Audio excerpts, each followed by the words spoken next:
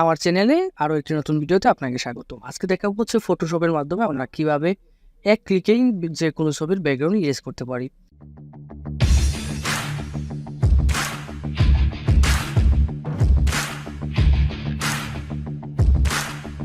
তো তার জন্য আমি ফার্স্টে যে কাজটি করবো, আমি আমার ফটোশপটি ওপেন করে নেব এবং সেখান থেকে গিয়ে আমি যে পিকচারটি ব্যাকগ্রাউন্ড ইরেজ করতে চাচ্ছি সেই পিকচারটি ইনসার্ট করে নেব। তো পিকচারটি ইনসার্ট করার জন্য ফাইলে যাব, ফাইল থেকে ওপেন থেকে গিয়ে আমি ফোল্ডার লোকেশন থেকে পিকচারটি সিলেক্ট করে দেবো। ঠিক ক্যানভাসে যে ছবিটি দেখতে পাচ্ছেন সেই ছবিটিকে আমি পাসপোর্ট সাইজে ক্রপ করে নেব। তার জন্য আমি ক্রপ টুল সিলেক্ট করব এবং HW রেজলিউশন থাকা অবস্থায় এখানে 40x40 mm এবং রেজলিউশন দেবো 300।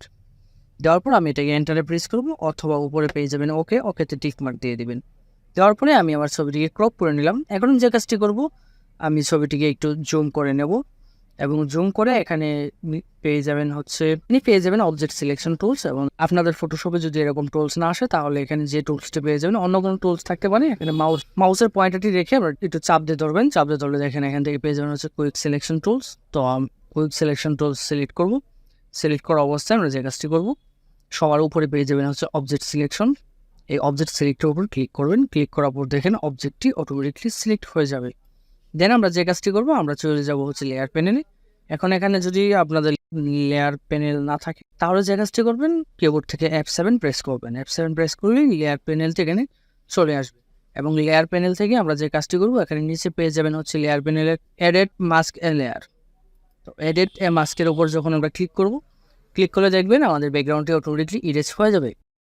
এখন আমরা যে কাজটি করব, আমরা যে ব্যাকগ্রাউন্ডটি ইরেজ করলাম সেই ব্যাকগ্রাউন্ডে আমরা যে কোনো একটি সলিড কালার ইউজ করব। তার জন্য লেয়ার প্যানেলের নিচে পেয়ে যাবেন হচ্ছে create a new fill or adjustment layer. এখানে ক্লিক করবেন। ক্লিক করার পরে আমরা রাইট বাটনে যদি ক্লিক করি তাহলে পেয়ে যাবেন হচ্ছে সলিড কালার। এই সলিড কালারটি সিলেক্ট করে দেবো। সলিড কালার সিলেক্ট করার জন্য আমরা যে কাজটি করবো, আমরা এখান থেকে ব্যাকগ্রাউন্ডে যে কালারটি দিতে চাচ্ছি সেই কালারটি চুজ করবো, দেন ওকেতে প্রেস করব।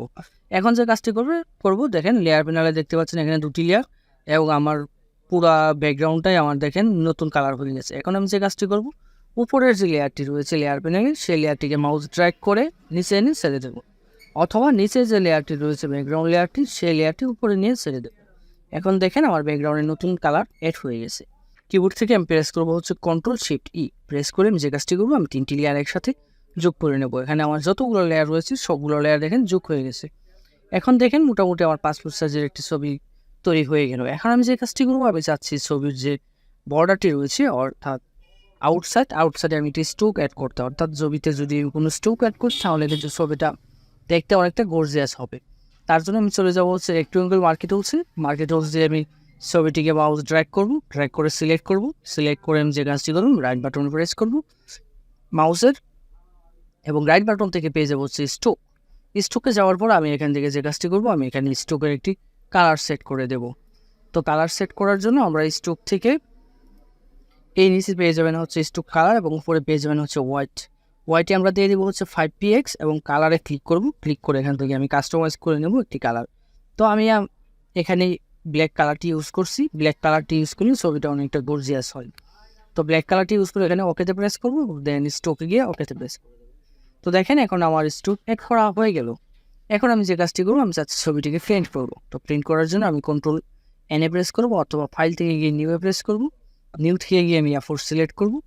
সিলেক্ট করে আমি যে ছবিটিকে প্রিন্ট করবো সেই ছবিটির সিলেকশনটি তুলে দেবো। Ctrl+D প্রেস করে সিলেকশন তুলে মাউস ড্র্যাগ করে আমি নতুন যে ফাইলটি নিয়েছি সেখানে ছবিটি ছেড়ে দেবো। ছেড়ে দেওয়ার পর আমার যে একাধিক কপি করার প্রয়োজন পড়ে তখন আমি মাউস ড্র্যাগ করব না, আমি এখানে অল্ট বাটন চেপে ধরে ডান দিকে যদি টান দেই তাহলে দেখেন ডুপ্লিকেট একটি করে কপি হচ্ছে।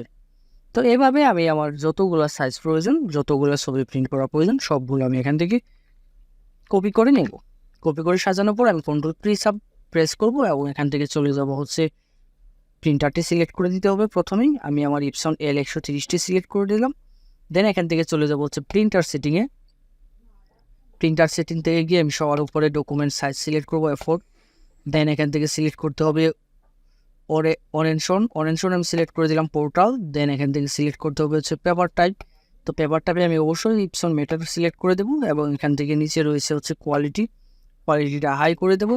দেন কালারের উপর টিক মার্ক দেবো, দিয়ে আমি ওকেতে প্রেস করবো এবং এখানে আরেকটু বিষয় হচ্ছে আমরা যখন প্রেস করার পরে আমরা এখান থেকে বেরিয়ে আসবো, আসার পরে আমরা এখানে নিচে পেয়ে যাবো হচ্ছে পজিশন অ্যান্ড সাইজ।